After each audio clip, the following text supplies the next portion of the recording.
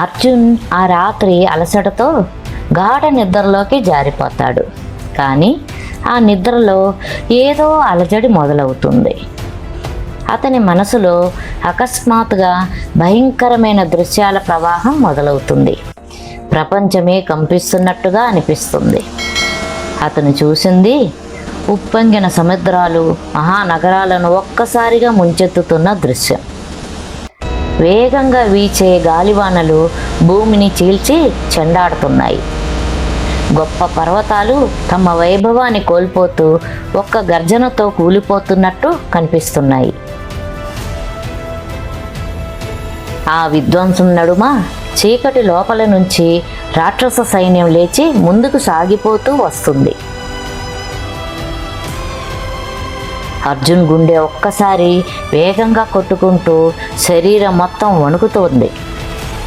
ఆ భయంకరమైన దృశ్యాల మధ్య ఒక ప్రకాశవంతమైన దివ్యకాంతితో ఒక ముని రూపం ప్రత్యక్షమవుతుంది. ఆ స్వరం అర్జున్ ఆత్మకు తాకేంత మృదువుగా, "నువ్వు ఒంటరి వాడివి కావు అర్జున" అని చెప్తుంది. ప్రపంచంలో ఇంకా నిద్రలో ఉన్న శక్తులు ఉన్నాయి, త్వరలో అవి మేల్కొంటాయి అని ఆ మునీశ్వరం గంభీరంగా వినిపిస్తుంది. అర్జున్ ఈ మాటలు వింటూ ఆశ్చర్యంతో ఆ కాంతిని మరింత పరీక్షగా పరిశీలిస్తున్నాడు.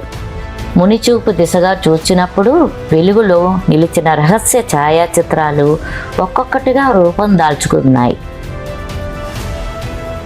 ఒకరు సముద్ర అలలను ఆదేశిస్తూ ఉంటారు, మరొకరు గాలిని చేతులతో తిప్పుతుంటారు, ఇంకొకరు నేలను కదిలిస్తూ ఉంటారు. చివరిలో ఒక చీకటిలో ముసుగైన యోధుడు నిలబడటం చూసి అర్జున్ హృదయం చల్లారిపోతుంది. ఆ దృశ్యం తనను వెనక్కి లాగటానికి ప్రయత్నిస్తున్నట్టుగా అర్జున్కి తెలియకుండానే ఒక అడుగు వెనక్కి వేశాడు. ఆ దృశ్యం కేవలం కల కాదు, రాబోయే మహావిపత్తుకు నీవు సాక్షి అని మునీశ్వరం హెచ్చరిస్తుంది. నీవు అగ్నిశక్తివంతుడువు, కానీ యుద్ధం నీ ఒక్కడిదే కాదు అని ముని గంభీరంగా చెప్తాడు. ఒక్కసారిగా అర్జున్ నిద్రలేసి ఊపిరి పీల్చుకుంటూ కూర్చుంటాడు. అతని అగ్ని అస్త్రము స్వయంగా జ్వాలలు తాకినట్టుగా ఆత్మీయ వెలుగుతో మెరుస్తుంది.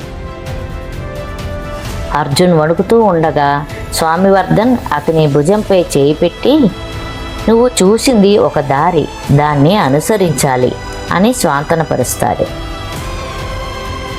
ఈ కళ నీ భవిష్యత్ యుద్ధాలను ముందుగానే చూపింది అని గురువు నిశ్శబ్దంగా చెప్తాడు. ఆ సమయానికల్లా కులసభ్యులు అడవి లోతుల్లో తమ చివరి అత్యంత ప్రమాదకర పూజ నిర్వహించేందుకు సిద్ధమవుతారు. వారు గాలి, నీరు, నేల, మిగిలిన మూలకాల శక్తులను ఆకర్షించి చీకటి శక్తి పూర్తిగా లేపేందుకు ప్రయత్నిస్తారు. అర్జున్ తమ కపట యోజనలను అడ్డుకోవటానికి తన శక్తిని మరింత పెంచుకోవాలని నిర్ణయించుకుంటాడు. అతను అగ్నిపర్వత శిఖరానికి చేరుకుని మండుతున్న రాళ్ల మధ్య ధ్యానం మొదలు పెడతాడు. మంటలు అతని చుట్టూ చక్రంలా తిరుగుతూ అతని ఆత్మను బలోపేతం చేస్తాయి.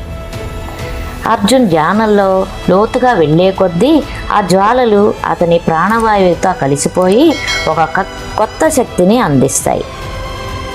జ్వాలలు ఒక్కసారిగా గాలిలో అగ్ని కవచంలా అతని చుట్టూ ఏర్పడతాయి.